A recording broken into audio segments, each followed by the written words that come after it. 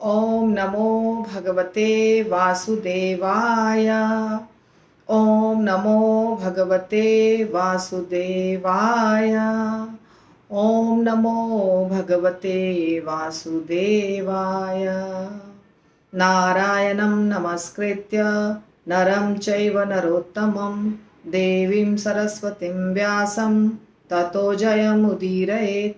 नष्टप्रायेषु भद्रेषु नित्यं भागवत सेवया भगवतीरुत्तमश्लोके भक्तिरभवति नैष्ठिकी।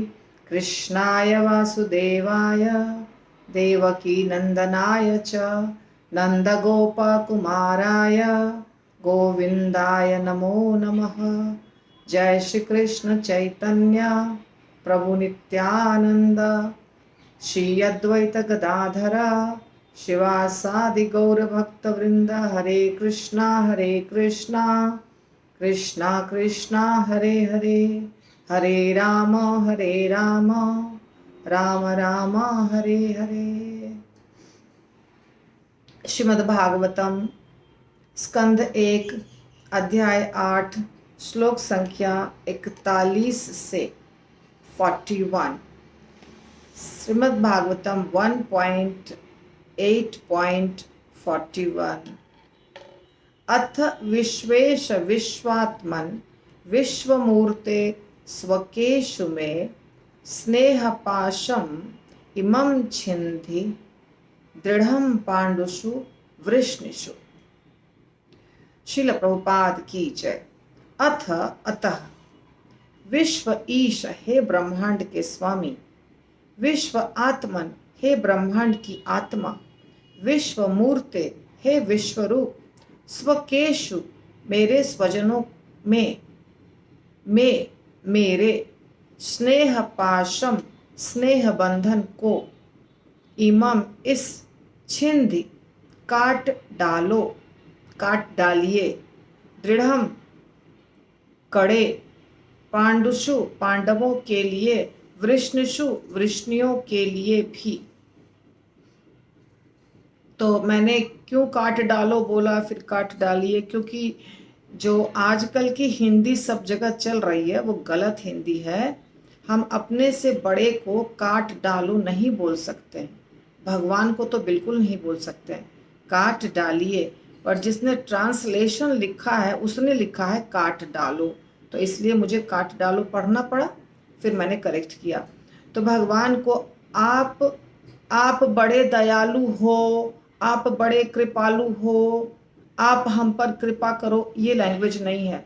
ना हम भगवान के लिए ऐसा बोल सकते हैं, ना हम माता पिता के लिए ऐसा बोल सकते हैं, ना हम गुरु के लिए ऐसा बोल सकते हैं, ना किसी बूढ़े व्यक्ति के लिए, बुजुर्ग के लिए ऐसा बोल सकते हैं। तो जो रिस्पेक्टेड होते हैं, जो आदरणीय होते हैं, उनको आप बोला जाता है। पर आप के बाद डालो, करो, खाओ, पियो बोल दिए तो वो आपका कुछ मतलब नहीं रहा। इसलिए क्या बोलना चाहिए? आप कृपा करके खाइए, आप जाइए, आप करिए, आप हम पर कृपा करिए। तो ऐसे करके डालिए, काट डालिए, ये सही है, ठीक है। तो अगर हम अपराध करेंगे, इतना बड़ा अपराध कम से कम जिसको हिंदी पता है वो तो नहीं कर सकता है, इसलिए मैंने करेक्ट किया। अतः हे ब्रह्मांड के स्वामी, ब्रह्मांड की आत्मा, विश्वरूप, कृपा करके मेरे स्वजनों पांडवों तथा वृष्णियों के प्रति मेरे स्नेह बंधन को काट डालें। ये सही है, काट डालें सही है। तो कुंती माता भगवान कृष्ण से प्रार्थना कर रही हैं, जैसा कि चल रहा है लगातार, स्तुति प्रार्थना जो भी आप समझिए इसको। तो अभी कह रही हैं कुंती माता कि आप तो मतलब आप सब कुछ हैं, आप स्वामी हैं पूरे ब्रह्मांड के, आप ब्रह्मांड की आत्मा भी हैं, आप विश्वरूप भी हैं, क्योंकि भगवान कृष्ण से ही ये सारे विस्तार निकले हैं। जैसे गर्भोदक्षाय विष्णु, भगवान यानी गर्भोदक्षाय विष्णु रूप जो है वो पूरे ब्रह्मांड की आत्मा है, ठीक है।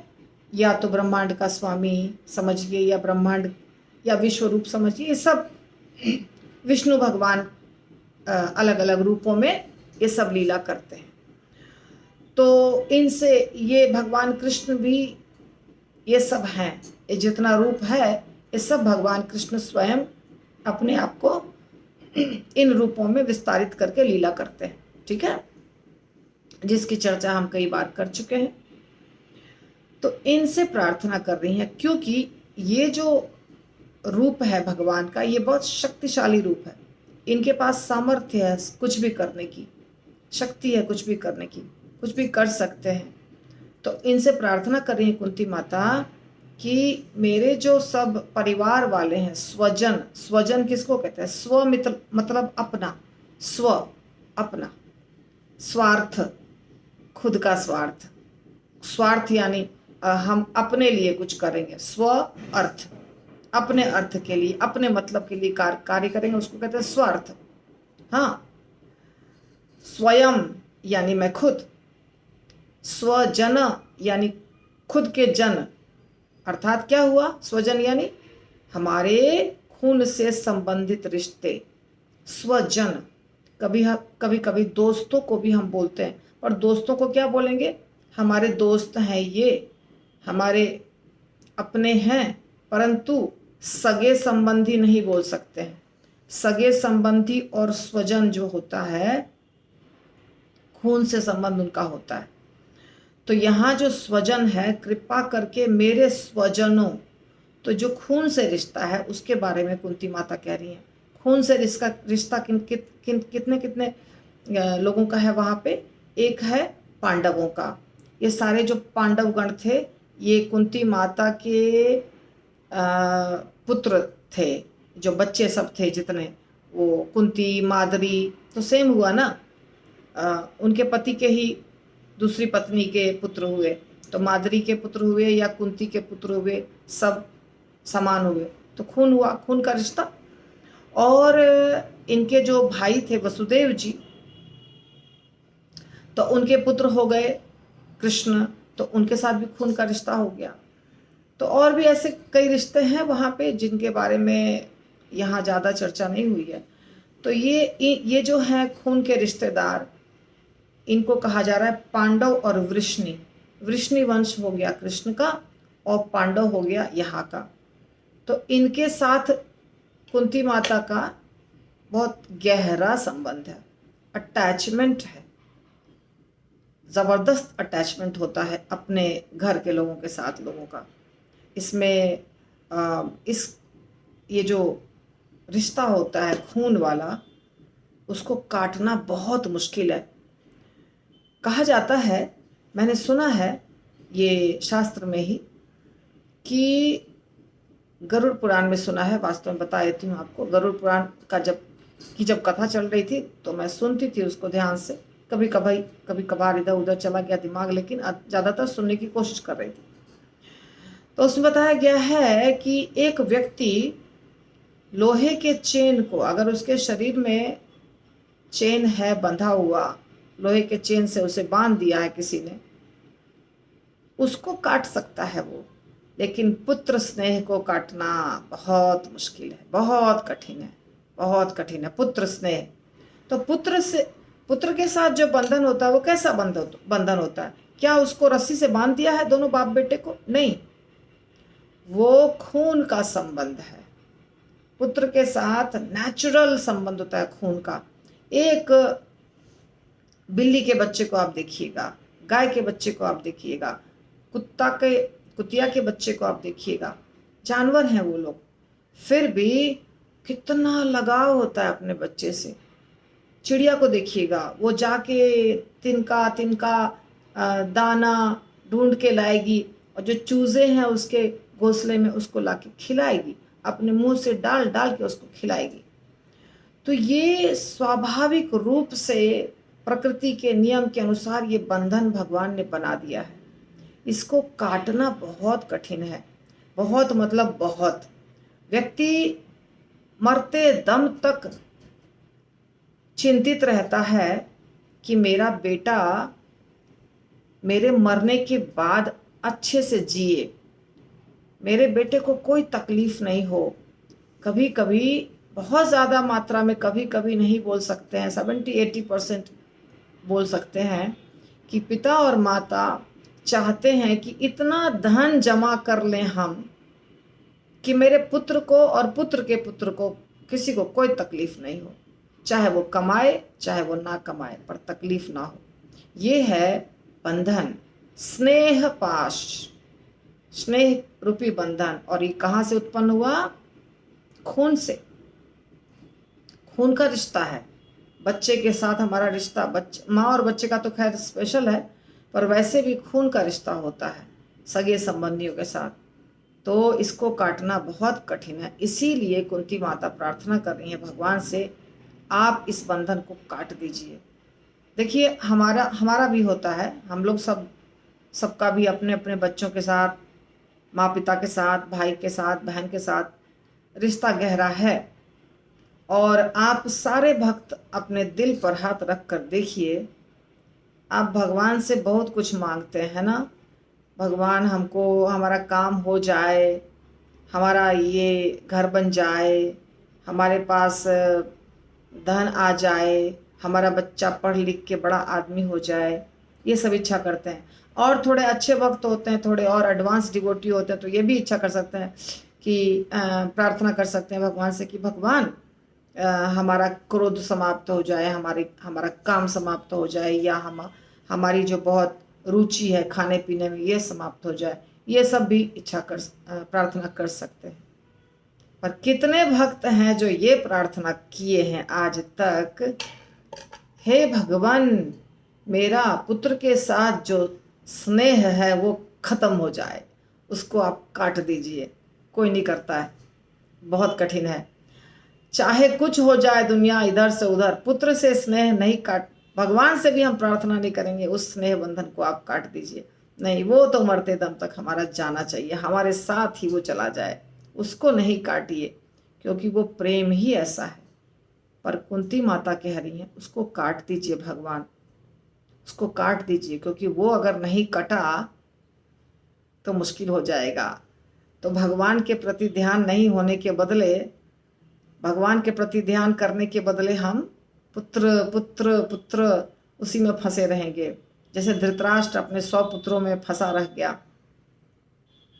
बाद में विदुर जी उनको दुत्कार करके, एक तरह से बहुत खराब बोल करके उनको ले गए, जब युधिष्ठिर महाराज के साथ वो रह रहे थे।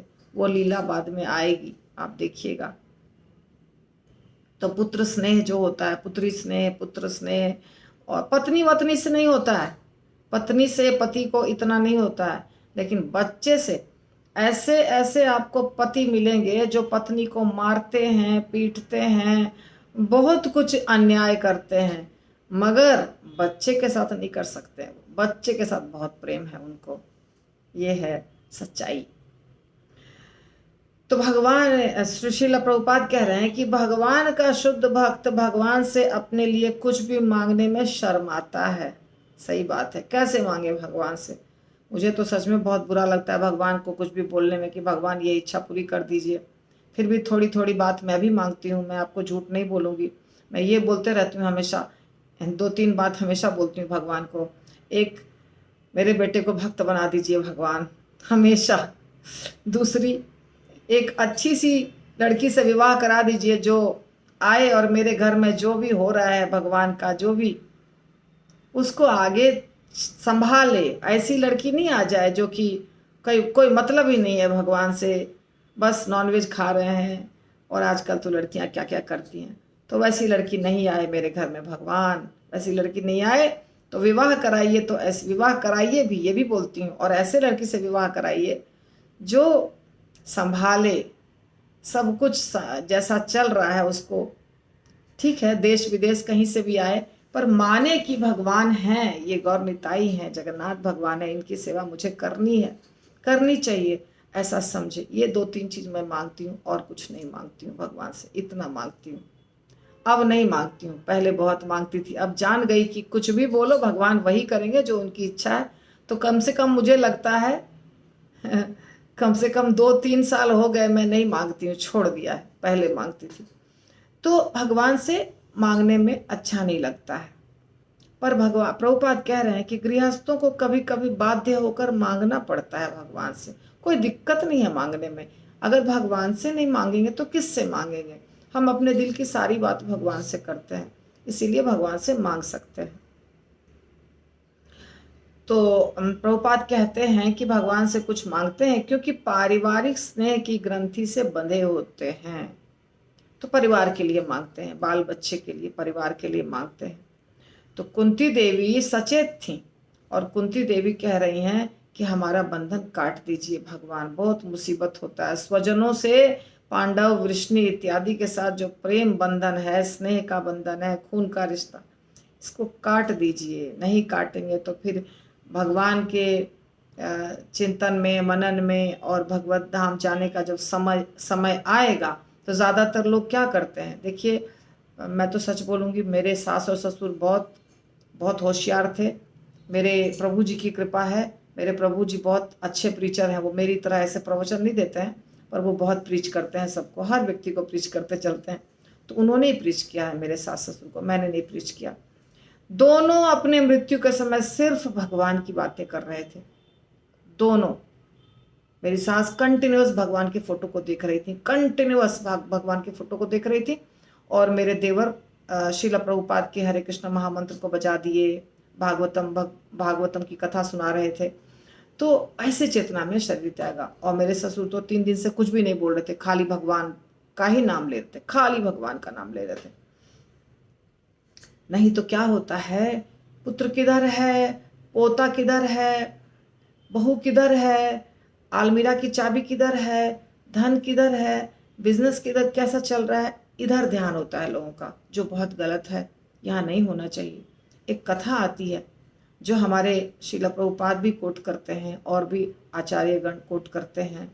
वो ऐसे है कि एक व्यक्ति था, उसके 3-4 पुत्र थे, सारे पुत्रों का विवाह हो गया था और पोते पोतियाँ सब, घर पूरा भरा पूरा था। और वो था एक दुकानदार, उसके पास बहुत बहुत अच्छा बड़ा सा बिजनेस था। तो जब वो मृत्यु के शैया पर था, यानी अब शरीर त्यागेगा, लेटा हुआ है, तो सारे रिश्ते नाते सब समझते हैं कि अब शरीर त्यागने का समय आ गया है। तो सब चले आए जल्दी जल्दी जल्दी जल्दी, सब जहाँ जो थे, बेटा बेटी, पोता पोती, सब चारों तरफ खड़े थे। बेड के ऊपर वो बूढ़े व्यक्ति सो रहे थे। अब समझिए कभी भी प्राण निकलेगा, ऐसी स्थिति थी।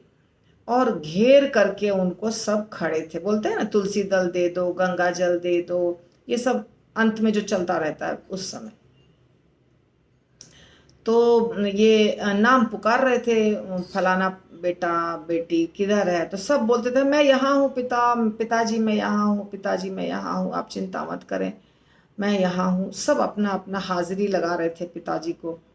छोटा वाला बेटा, बड़ा वाला बेटा, बीच वाला बेटा, पोता पोती, बहू, सब। आप बिल्कुल चिंता मत करें, हम सब यहीं पर हैं, आपके सामने हैं, आपको क्या चीज़ चाहिए हम आपके लिए सब कुछ ला कर देंगे, ऐसे बोल रहे थे। तो क्या वो बोलते हैं, वृद्ध व्यक्ति जो अभी मरणशील हैं, अगर तुम सब यहाँ हो तो दुकान पर कौन है? तो कहने का मतलब उनका ध्यान ये था, ये उनके ध्यान में चल रहा था कि मेरा बिजनेस जो है वो कहीं ये लोग ऐसे ऐसे यहाँ जमा है तो कहीं वहाँ नुकसान नहीं हो जाए। ये चेतना होती है, ये बंधन है, ये बंधन बहुत ज़बरदस्त है। इस बंधन को काटना इतना ज़्यादा आवश्यक है कि नहीं काटेंगे तो मृत्यु के समय वैसी ही चेतना हो जाएगी, ध्यान हमारा उधर ही हो जाएगा। वैसा नहीं होना चाहिए। मृत्यु के समय हमारी चेतना में सिर्फ भगवान। क्या अब हो गया यहाँ का सब खत्म पहले से ही? 15 दिन, 20 दिन, 25 दिन, 1 महीना, जब से एकदम लगे कि अब और कुछ नहीं, समय नहीं है, अब हो गया। ऐसे तो जो बुद्धिमान है बहुत साल से वो प्रैक्टिस करेंगे, पर लास्ट में एटलीस्ट सिर्फ भगवान के ऊपर ध्यान, भगवान के ऊपर ध्यान, भगवान अब हमें आप अपने शरण में ले लीजिए, भगवान अपने चरणों में सेवा दीजिए, भगवान, ऐसे प्रार्थना करते करते शरीर त्यागना चाहिए।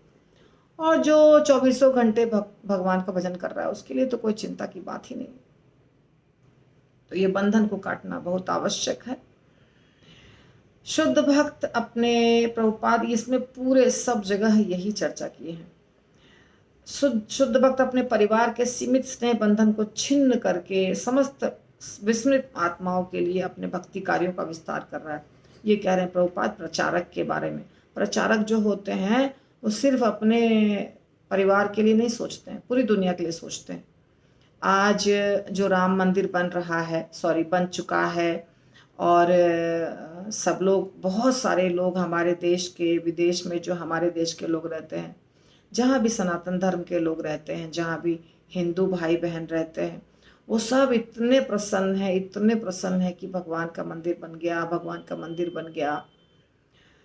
तो उसमें एक जागरण आया है, एक जागृति आई है कि हम लोगों को अपना धर्म याद रखना चाहिए, हमें अपने ग्रंथों का पाठ करना चाहिए, हमें अपने भगवान के बारे में जानना चाहिए। तो जब ये सब चीज़ें हवा चल रही है इसकी, तो बहुत सारे लोगों का ध्यान इस्कॉन के ऊपर जा रहा है, क्योंकि इस्कॉन है जो इस चीज़ का प्रचार इतने सालों से कर रहा है। और भी धार्मिक संस्था कर रही है, परंतु ये ज़्यादा मात्रा में कर रहा है। और कितने सारे क्रिश्चियंस बन गए हैं, सनातनी बन गए हैं, सनातन धर्म को फॉलो कर रहे हैं। कितने सारे दूसरे धर्मों वाले लोग भी सनातन धर्म को मानने लगे हैं, उनको फॉलो करने लग गए हैं। ग्रंथों का वितरण होने के कारण सबको ज्ञान भी है। इस्कॉन के मंदिर में अगर आकर के आप साधारण भक्तों से भी बात करेंगे और पूछेंगे राम कौन है, कृष्ण कौन है, आत्मा क्या है, परमात्मा क्या, सबके पास उत्तर है, क्योंकि ये संस्था ऐसी है जहाँ सिखाया जाता है हर चीज़। तो इसीलिए सब लोग बहुत खुश हो रहे हैं कि अरे वाह, इस्कॉन तो बहुत अच्छा है, इस्कॉन तो बहुत अच्छा है, इस्कॉन ने तो बहुत सारा कार्य किया है। तो अब नज़र गई है लोगों की इस्कॉन के ऊपर, क्योंकि बचा के रखा है धर्म को। यदि सब लापरवाह हो जाते तो और नीचे चला जाता। लेकिन भक्ति सिद्धांत सरस्वती ठाकुर गोस्वामी महाराज के पिताजी भक्ति विनोद ठाकुर गोस्वामी महाराज बहुत मेहनत किए हैं। मैंने उनके ऊपर पूरा सीरीज डाला है ऑडियो में। बहुत मेहनत किया है उन्होंने। षड गोस्वामियों ने तो प्रचार किया ही, षड गोस्वामियों ने ऐसे प्रचार नहीं किया जैसे प्रभुपाद ने किया, पर षड गोस्वामियों ने ग्रंथों को लिखा। और वृंदावन में भागवत कथा होती थी, और वहाँ पे वृंदावन यानी कि वृंदावन के जो स्थलियाँ थी, तीर्थ स्थलियाँ जो जहाँ लीलाएं हुई थी, उन सब की खोज की षड गोस्वामियों ने। तो ये सारा बेस बना दिया उन्होंने, षड गोस्वामियों ने पूरा बेस तैयार कर दिया। परंतु उसके बाद बहुत तेजी से प्रचार नहीं हुआ। तो जब भक्ति सिद्धांत महाराज के पिताजी यानी भक्ति विनोद ठाकुर महाराज गृहस्थ थे वो, तो भक्ति विनोद ठाकुर गोस्वामी भी कह सकते हैं उनको सातवां गोस्वामी कहा जाता है। तो उन्होंने शुरू में, उनको भी नहीं पता था, वो भी दूसरा कुछ करते थे, लेकिन बाद में उनको धीरे धीरे करके गौड़ीय वैष्णव का पता चला, इस परंपरा का पता चला। बहुत बहुत अच्छे भक्त बन गए। और फिर उन्होंने बहुत सारी पुस्तकें लिखी और बहुत प्रचार किया, और कट्टर सनातनी की तरह रह करके उन्होंने खंडित किया दूसरे को। जबरदस्त तरीके से उन्होंने प्रचार किया। जैसे बोलते हैं ना, हरि नाम संकीर्तन, हाउस प्रोग्राम्स, और जिसको आज क्या कहते हैं, जो घर घर में प्रोग्राम होता है उसको कुछ बोलते हैं, भूल गई मैं, तो वो शुरू किया। और उसके बाद उनके पुत्र भक्ति सिद्धांत सरस्वती महाराज ने 64 गौड़ीय मठ बनाया। और फिर श्रील प्रभुपाद ने तो पूरे वर्ल्ड में 108 मंदिर बना दिया, और प्रचार केंद्र तो कितने खोले, गिनती नहीं है। और फिर उनके शिष्यों ने फिर आज देखिए पूरे विश्व में कितना फैला दिया। तो ये बहुत खुशी की बात है, बहुत अच्छी बात है कि इस्कॉन बहुत कुछ कर रहा है। हम लोग सब भाग्यशाली हैं जो इस्कॉन से जुड़े हुए हैं। तो मैंने इतना सब इसलिए बताया क्योंकि यहाँ पे प्रभुपाद लिख रहे हैं कि जो जीवात्मा शुद्ध भक्त होता है वो परिवार को छोड़ देता है और बड़े कल्याण के लिए छोड़ता है। अब हम परिवार के बंधन में फंसे रहेंगे तो प्रचार कैसे करेंगे दुनिया में जा कर के।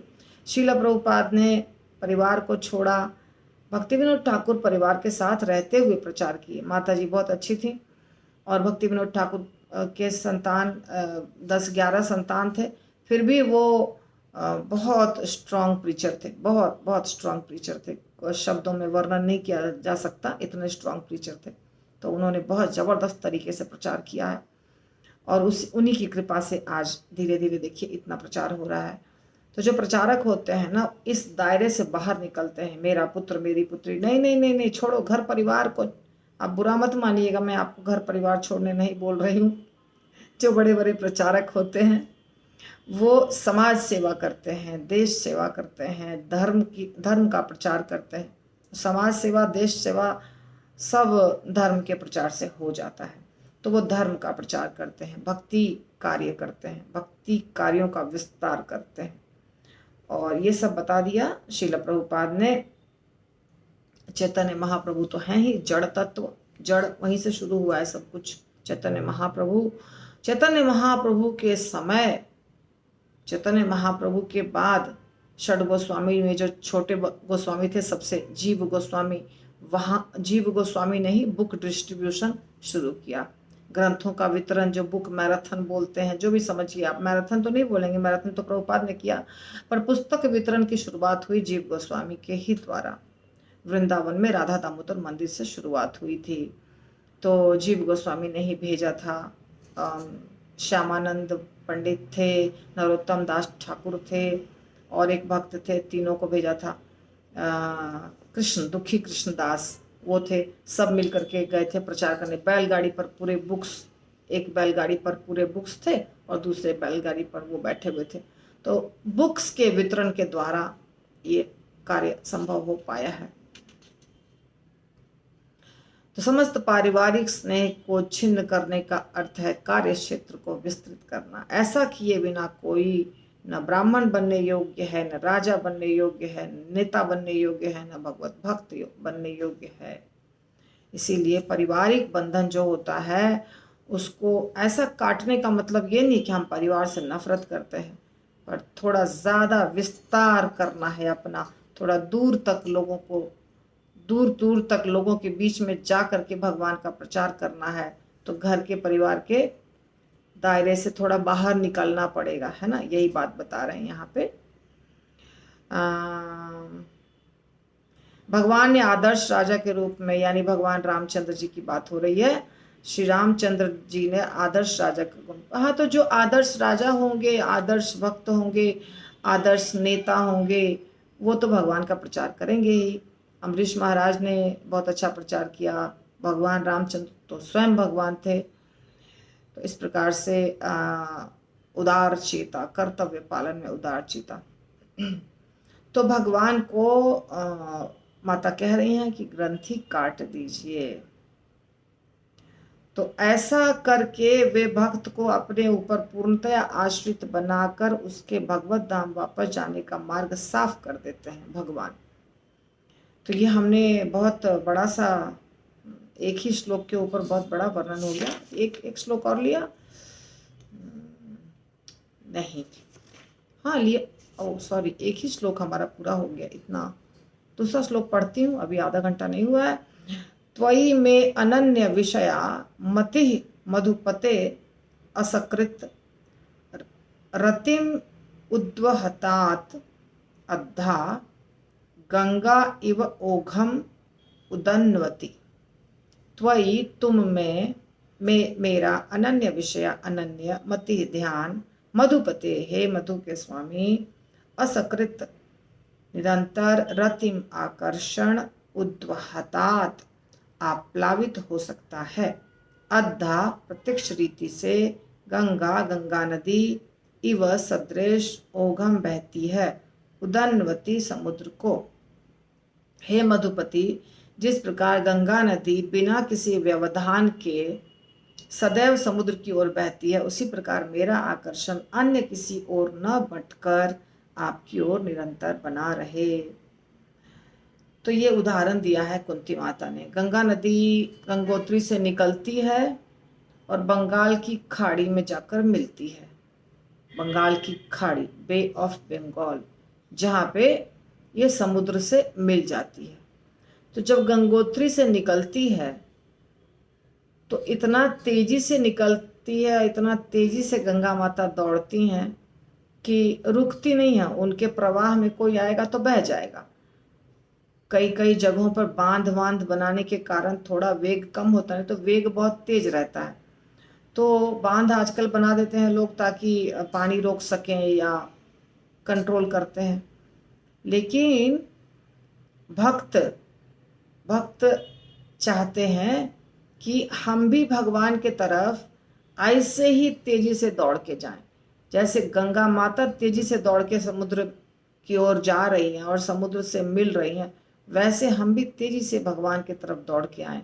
रुकावट कहीं नहीं हो, स्पीड कहीं कम नहीं हो, किसी और से आकर्षण नहीं हो, ध्यान कहीं और नहीं बटे, सिर्फ भगवान की तरफ ही हम ध्यान लगा करके और तेजी से हम आए। तेजी से आने का मतलब क्या हुआ, जो भी भगवान की भक्ति हम करते हैं, जो भी तरीके से पूजा पाठ करते हैं, कथा करते हैं, श्रवणम कीर्तनम करते हैं, उसमें कोई रुकावट नहीं आनी चाहिए। जैसे आकर्षण भगवान से हमारा बना रहे और हम तेजी से वहाँ आए। अब ये तो बहुत बड़ा एक्सप्लेनेशन है जो हम नहीं कर पाएंगे, तो इसको हम यहीं रोक देंगे। आज तारीख है 10,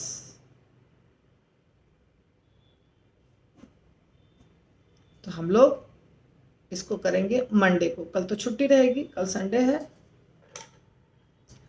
श्रीमद् ग्रंथराज श्रीमद् भागवतम की जय, शील प्रभुपाद की जय, अनंत कोटि वैष्णव वृंद की जय, निताई गौर प्रेमानंदे हरि हरि बोल।